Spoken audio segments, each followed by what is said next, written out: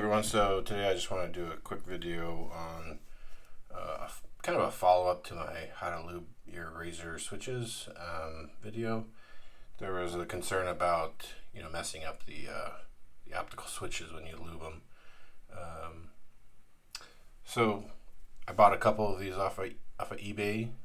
They are the original switches, so they don't have the little rubber bumpers on the sides that kind of dampen the key presses, but other than that, they're exactly the same.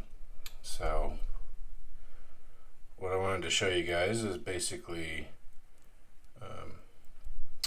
how it works. So as you can see down there, when it's pressed a certain amount, you see that opening right there. As soon as the opening appears, the laser shoots through, and that's how the keyboard knows that there's a key press. So the question is if you spray lube it, if you put Krytox 205 grade 0 on it, are you gonna damage your switches or your keyboard? The answer is no.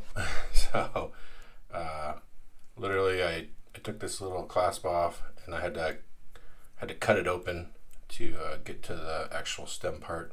So it's physically impossible to take these apart and lube them. So here's what it looks like basically once you've taken it out. For some reason this one, these ones had kind of discolored front parts there, which I'm not sure why, but I really bought those more for this demonstration, and also bought them for just in case one of my other ones, off of my Razer breaks, and I would put it on a key switch that I don't really use very often, so it wouldn't really matter. But if you look at it, you can see that there's the surface area is flat, and then there's an indent in here where the actual laser is going to pass through. So same thing on the other side. You can see that there's an indent in there. So basically any lube that you put on here, if it does drain, it'll just drain down the sides. It won't ever hang over this edge and cover the hole, which is, as you saw earlier, the most important part is not covering that hole for the laser to go through. And same thing with the front.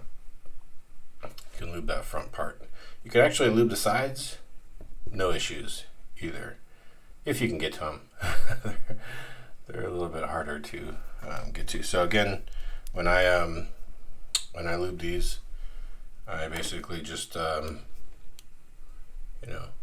lube that part there, and then I lube that flat part right there too.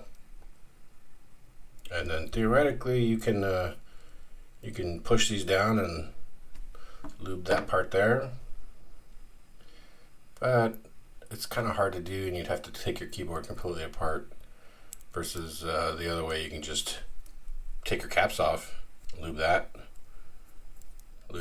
and then throw a little bit of dielectric grease or some thicker grease on these spots here to keep the rattle down to a minimum.